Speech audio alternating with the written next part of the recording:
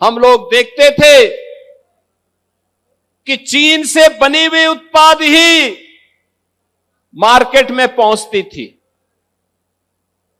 अब यहां के कारीगरों ने नई तकनीक ली, कारीगरों ने डिजाइन तय की, मार्केट की डिमांड क्या है उसके अनुरूप बनाना शुरू कर दिया।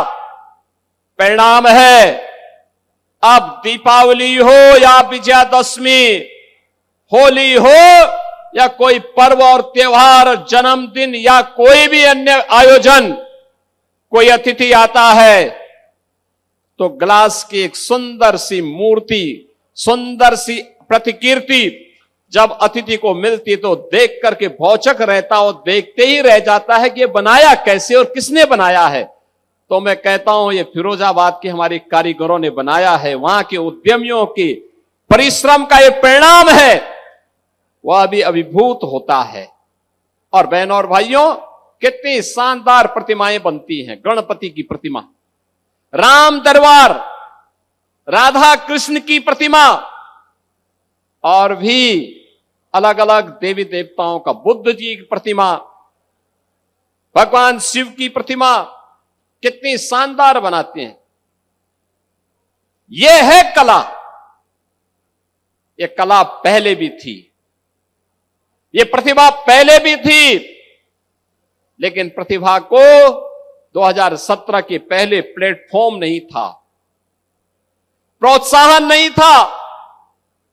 आज से 9 वर्ष पहले यही मनीष ससेजा जी मेरे पास आए और इन्होंने गुस्से में भी, आक्रोशित होकर के भी मुझे कहा कि हमारा उद्यमी, हमारा व्यापारी जाएगा कहां, पॉल्यूशन कंट्रोल बोर्ड ने तबाही मचाई हुई है। और इन्होंने उस समय कहा कि ये तबाही बंद हो जाए तो ये व्यापारी कुछ करें। और बहनों और भाइयों, आने के बाद, सरकार आने के बाद हमने यही किया था। पॉल्यूशन कंट्रोल बोर्ड के छापों को बंद कराया, तकनीक दी, गैस की आपूर्ति सुनिश्चित करवाई, और अब तो मुझे बताया गया कि गैस की आपूर्ति ही नहीं बल्कि अब तो बिजली से भी भट्टियों के संचालन और उसको सोलर पैनल के साथ जोड़ करके नई तकनीक के साथ हमारा फिरोजाबाद का उद्यमी आगे बढ़ चुका है। आलू उत्पादक किसानों ने अपनी एक नई अन्नदाता किसान के लिए एक नई उपज इसी जनपद से दी है, फिरोजाबाद जनपद से। और फिरोजाबाद जनपद में लोक माता अहिल्याबाई होलकर की प्रतिमा भव्यता के साथ आज जनपद को एक पहचान दिला रही है और सनातन धर्मावलंबियों को अपने पूर्वजों के प्रति कृतज्ञता ज्ञापित करने के लिए भी प्रेरणा दे रही है। याद करिए, लोक माता ने 300 वर्ष पहले जन्म लेकर के महाराष्ट्र की धरती में भले ही उनका जन्म हुआ, भले ही वह इंदौर की महारानी थी, लेकिन उनका कार्य क्षेत्र तो पूरा भारत था। जहां सनातन धर्म है वहां लोक माता की उपस्थिति है। उन धर्म स्थलों को जिन्हें विदेशी आक्रांताओं ने नष्ट किया था, लोक माता ने उन सब के पुनरुद्धार का काम किया। यही कारण है जब लोक माता के 300 वर्ष जयंती के हो रहे थे, प्रधानमंत्री मोदी जी के मार्गदर्शन और नेतृत्व में पूरे देश के अंदर लोक माता के त्रिशताब्दी वर्ष के आयोजन को पूरी भव्यता के साथ आयोजित किया गया। मुझे भी अनेक आयोजनों के साथ जुड़ने का अवसर प्राप्त हुआ था और मुझे प्रसन्नता है कि लोक माता की प्रतिमा को हम लोगों ने जगह जगह स्थापित करने के लिए हमारी सरकार उस समय कुछ योगदान कर पाई थी। हम लोगों ने और यहां के मेडिकल कॉलेज का नामकरण लोक माता के नाम पर किया, क्योंकि ये हमारी विरासत की प्रतीक है। उनकी प्रेरणा हम सब के लिए आगे बढ़ने के लिए एक नया अनुभव है और धर्म की स्थापना का कार्य और धर्म को पुनरुद्धार करने का कार्य कैसे होना चाहिए, ये लोक माता ने अपने कृतित्व के माध्यम से हम सबको एक प्रेरणा प्रदान की। जब भी सनातन धर्म के अंदर बात होती है, हर सनातन धर्मावलंबी फिरोजाबाद की चूड़ियों की ओर देखता है और सुहाग की इस नगरी को आज यहां का कारीगर, यहां का उद्यमी एक नई ऊंचाई दे रहा है। मैं उन्हें आश्वस्त करता हूं, ये डबल इंजन की सरकार उनके साथ मिलकर के कार्य करेगी, उन्हें हर प्रकार से प्रोत्साहन उपलब्ध करवाएगी। बहनों और भाइयों, आज जब मैं आपके बीच आया हूं, फिरोजाबाद में आया हूं, आपके सामने अंतर स्पष्ट है। टुंडला के अंदर आज आप देख रहे होंगे, जब हम यहां पर 658 करोड़ रुपए की इन परियोजनाओं की सौगात जनपद को उपलब्ध करवा रहे हैं, उन स्थितियों में आप ये बात देख रहे होंगे कि 658 करोड़ रुपए की ये परियोजनाएं, जिनमें 452 करोड़ रुपए की परियोजना के लिए टुंडला की है और सिकोबाद की 206 करोड़ रुपए की परियोजनाएं हैं। बहनों और भाइयों, ये परियोजनाएं इस बात को बताती हैं कि श्री प्रेमपाल धनखड़ ने मेहनत किया तो परियोजनाएं उनके यहां आ गई। ये विधायक के द्वारा किए जाने वाले व्यक्तिगत परिश्रम पर भी निर्भर करता है और उनकी मेहनत रंग लाई। अगर सिकोहाबाद में भी कमल खिला होता और वहां पर भी विधायक ऐसे ही मेहनत किए होते तो हो सकता है कि ये परियोजनाएं 658 नहीं बल्कि 800 या 1058 करोड़ रुपए की यहां पे लोकार्पित और शिलान्यास होती। समाजवादी पार्टी के एजेंडे में विकास है ही नहीं, उनके एजेंडे में विकास नहीं है। समाज को बांटना, सामाजिक एकता को छिन्न भिन्न करना, गुंडागिर्दी को प्रोत्साहित करना, गरीब के लिए कार्य न हो इसके लिए एड़ी चोटी लगाना, विकास की हर योजना में रोड़े अटकाना और किसी पर्व के पहले आयोजित होने वाले उत्सव को उपद्रव में बदल देना। ठीक कह रहे थे पर्यटन मंत्री श्री जयवीर सिंह जी। क्या हालत थे 2017 के पहले। बहनों और भाइयों, आज आप देख रहे होंगे ये डबल इंजन की भारतीय जनता पार्टी की सरकार 1 डिस्ट्रिक्ट 1 मेडिकल कॉलेज दे रही है, 1 डिस्ट्रिक्ट 1 प्रोडक्ट दे रही है, 1 डिस्ट्रिक्ट 1 कुजीन दे रही है। और समाजवादी पार्टी देती थी 1 डिस्ट्रिक्ट 1 माफिया, यानी हर जिले का एक चिन्हित माफिया था। वो चिन्हित माफिया अराजकता फैलाता था, गरीब के मकान पर कब्जा करता था, गरीब की जमीन पर कब्जा करता था, अपने गुर्गों के माध्यम से व्यापारियों से चौध वसूली करता था, अराजकता का माहौल पैदा करता था।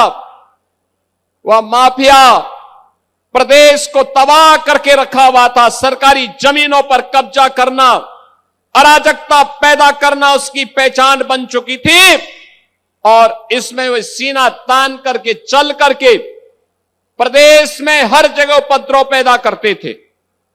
बहनों और भाइयों, आज मुझे बताते हुए प्रसन्नता है कि हमारा प्रदेश अब माफिया मुक्त है, गुंडा मुक्त है, उपद्रव से मुक्त है। अब उत्तर प्रदेश में नो कर्फ्यू, नो दंगा।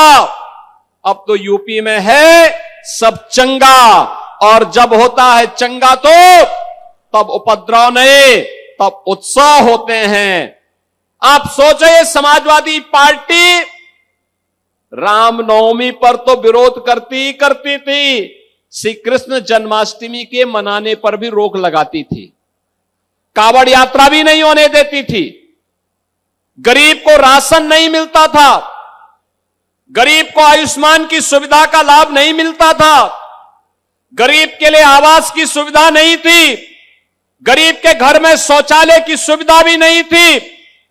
गरीब को एलपीजी के सिलेंडर की सुविधा भी नहीं थी, तब बिजली भी नहीं थी, क्योंकि ये कांग्रेस और समाजवादी पार्टी के लोग और बहुजन समाज पार्टी के लोग तो अंधेरे में रहने के आदी थे, क्योंकि अंधेरे में ही इनकी डकैती कुशलता पूर्वक पड़ जाती थी, इसीलिए चाहते ही नहीं थे कि बिजली आए, गरीब को तबाह करते थे। आज मैं कह सकता हूं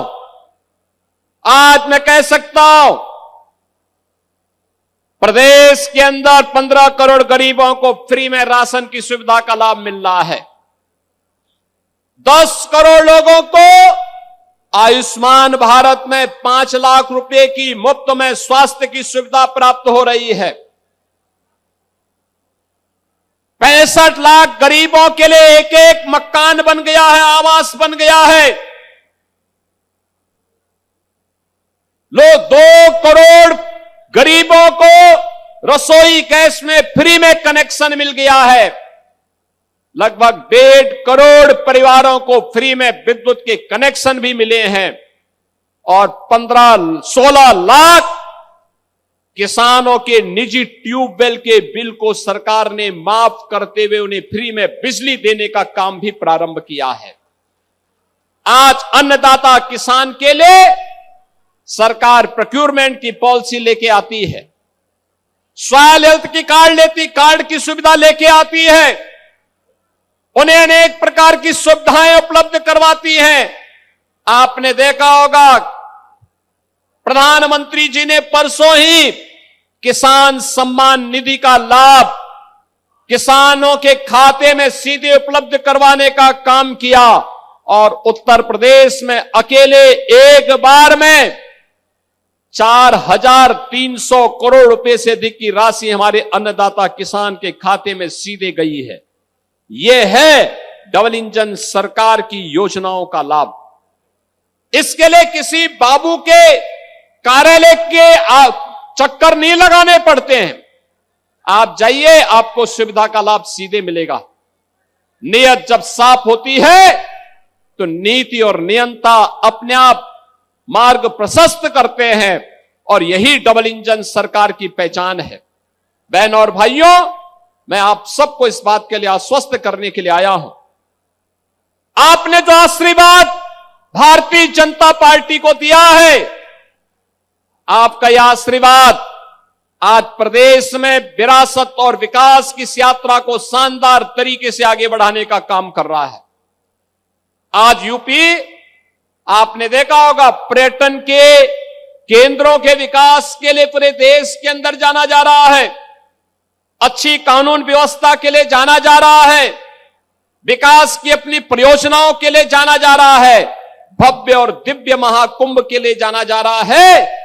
अयोध्या में श्री राम जन्मभूमि पर भगवान राम के भव्य मंदिर के लिए, काशी में काशी विश्वनाथ धाम के लिए और मथुरा वृंदावन में वहां पर बृहद स्वरूप ले रहा मथुरा वृंदावन का यह स्वरूप एक बार पुनः दुनिया को अपनी ओर आकर्षित कर रहा है।